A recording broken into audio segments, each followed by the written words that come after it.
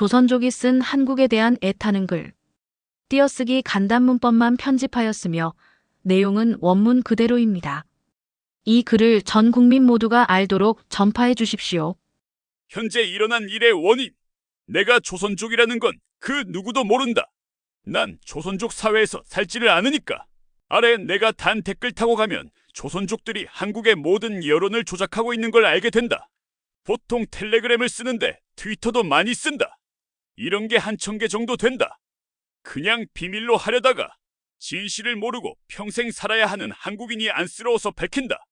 참고로 한국인은 전체의 15% 정도이고 거의 다 조선족이다.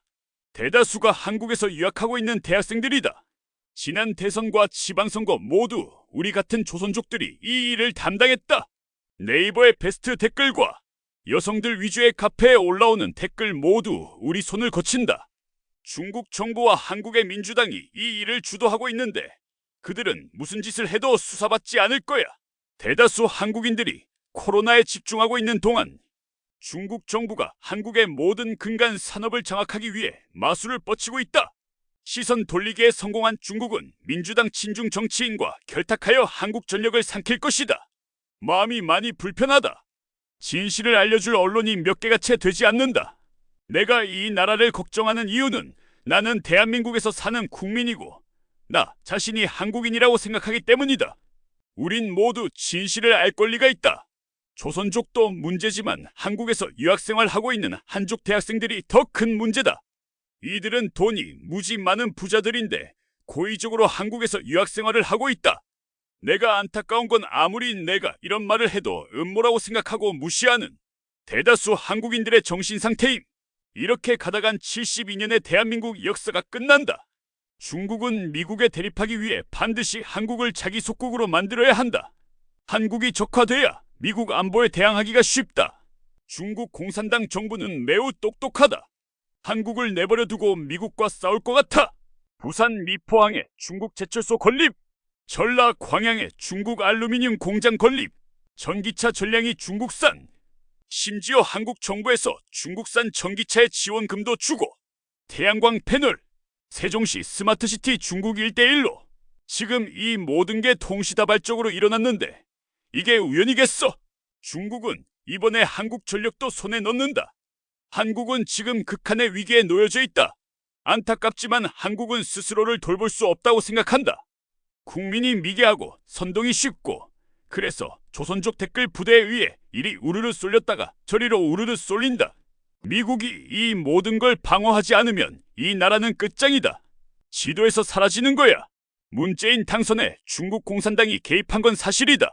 당선시켜줬으니 중국 공산당에게도 뭔가를 줘야겠지. 여태 한국에서 벌어진 일련의 사건을 기억해라. 부산 미포항 중국 제철소 건립, 전라남도 광양 중국 알루미늄 공장 기공식, 강원도에 지어지는 차이나타운, 영종도와 송도의 중국 투기 자본 허락, 세종시 스마트시티 중국 건설업체, 중국산 태양광, 중국산 전기차와 그에 따른 한국 정부 보조금, 마스크 4억 개 중국에 밀반출, 중국산 미세먼지 환경단체 입막음, 우한 폐렴 중국인 입국 무한 허용. 중국 경제가 발전하면서 그 힘이 비대해지고 이젠 미국과 헤게모니 전에서 싸워 이기고 싶어한다. 그 방식은 한반도 공산화에 키포인트가 있다 이거지. 여기가 적화되면 북한과 남한이 중국 손에 들어가고 미국과 싸우기가 용이해지며 세계 패권주의에 한 발짝 더 다가가게 된다. 경제로 미국에 대항할 수단이 별로 없는 중국은 한국을 적화시켜 미국에 대항할 수단으로 삼는 거고 문재인은 그 미끼를 물었다. 문재인은 공산주의자지만 권력 욕심이 많은 사람이라 본인이 대선 때 당선되기 위해선 중국 공산당의 개입이 필수였다는 걸 알았고 문재인은 그 기회를 잘 활용했다. 그러나 문재인이 얻어낸 것이 있는 만큼 줘야 하는 것이 있고 그 딜이 들어간 이후로 문재인은 중국에게 모든 걸 넘겨주게 된다. 한국의 많은 토목공사, 각종 이권 사업들이 전부 중국 기업과 얽혀있다는 것은 이를 증명한다. 문재인은 지난 대선 때 조선족 댓글 선동 부대원들의 도움과 중국 정부의 개입으로 인해 대통령 당선이 되었고 그 빚 때문에 아무 소리 하지 못하고 있다. 자신이 중국과 척을 지는 순간 중국 정부에 의해 이 정권은 몰락하게 되고 문재인은 타살당한다. 부정선거는 한 번도 멈춘 적이 없다. 보궐선거, 재보궐선거, 지방선거, 총선, 대선. 한국은 보기보다 도덕적으로 매우 취약한 나라다. 비리에 익숙해져 있다. 그걸 당연히 여긴다. 그리고 잘 잊는다. 그리고 그걸 다시 반복한다. 아무도 모르게 지나간다. 1998년 김대중 당선과 노무현 당선은 중국 공산당도 같이 개입되어 있다. 그들은 집요하게 한국을 다시 속국화하기 위해 다방면으로 노력했다.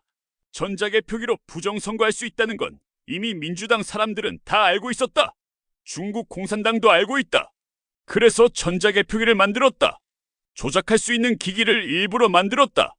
그리고 이게 편하다고 선동하기 시작한다.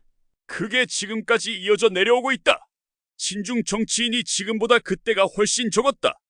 그리고 중국 공산당이 스며들기에는 이명박 박근혜 라인이 무적이었다. 이명박은 중국 돈을 먹을 수가 없는 게 그는 기업가여서 주사파 운동권과는 세상 보는 방식이 다름.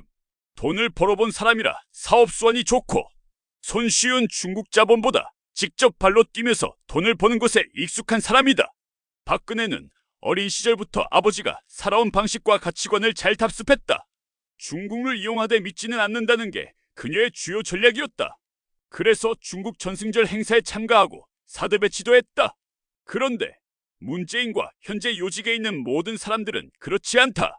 자기 힘으로 돈을 벌어본 적이 없다. 운동권 시절 때는 무슨 단체가 죄다 자금을 지원해줘왔고 그런 삶에 익숙하다. 선거 자금은 정해져 있는데 더 많은 돈이 필요하다. 한국에선 구할 수 없고 늘 하던 방식대로 돈을 지원해줄 수 있는 단체를 찾는다. 그게 중국 공산당이다. 박근혜 때는 보수가 굉장히 살아있었다. 좌파들을 살려놓기엔 중국 정부의 힘이 미치지 못했다. 당시에도 조선족 댓글 부대가 있었지만 그들은 졌고 보수는 이겼다. 그리고 나서 세월호 사건이 터졌다. 이 사건은 중국 정부가 일으킨 것도 아니고 민주당이 일으킨 것도 아닌데 정말 운대가 잘 맞아서 민주당이 정권을 잡을 수 있는 절호의 기회가 되었다. 중국 정부도 이때다 싶어 민주당을 지원하기 시작한다. 그리고 태블릿 조작, 조선족 댓글이 주도하는 여론, 박근혜에 대한 실망을 느낀 한국인이 그 분출구를 조작된 여론에 몸을 내맡긴다. 조작된 태블릿 PC 사건, 판세는 기울어져 가고 막대. 선거자금과 여론조작, 적당한 전자개표기 조작, 선동당한 국민들은 문재인을 당선시키고야 만다. 이들은 위에 두 가지 사안이 아닌 한 한국인들끼리 지지고 복고하든 신경 쓰지 않는다. 한국인들 사이에서 굉장히 강한 반중 정서가 불어닥치면 그걸 잠재우기 위해 조선족 댓글 부대가 다시 투입된다. 이걸 반복한다. 24시간 조선족들로 들끓는 게 아님. 조선족들도 위에서 지시 내려서 일사불란하게 움직인다. 필요한 인재풀을 적재적소에 배치하고 이쪽으론 경력과 노하우가 많은 게 그들이다. 선동하여 바닥을 좀 다져놓으면 거기엔 더 이상 조선족들이 머물 필요가 없다. 한국인들이 잘 따라온다. 세뇌당하고 선동당한 한국인들은 그걸 다른 커뮤니티에도 퍼뜨린다. 일종의 온라인상 우한폐렴 바이러스인 것이다. 보배! 애도 조선족들이 들어가 관리하고 있다. 조선족 댓글 부대원이 없는 커뮤니티는 단 한 곳도 존재하지 않는다. 중국은 인구가 많고 이런 쪽에 인재풀이 차고 넘친다. 다만 그때 상황과 커뮤니티 흥망성쇠로 인해 버리고 다른 커뮤니티로 갈아탄다거나 이런 게 반복될 뿐이다. 한국의 몰락은 중국 때문이다.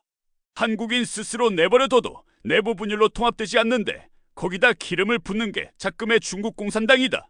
한국인은 오랫동안 평화롭게 살아서 중국 공산당의 통치 방식을 이해하지 못하고 무서워하지 않음. 그들이 얼마나 비열하고 잔인한지 모른다. 한국 여자들이 국익과 안보에 대한 개념이 부족한 것도 전쟁 없이 자란 세대들이라서 그렇다. 남자들이야 군대를 갔다 오니 개념이 생기는데 여자는 그럴 수가 없다.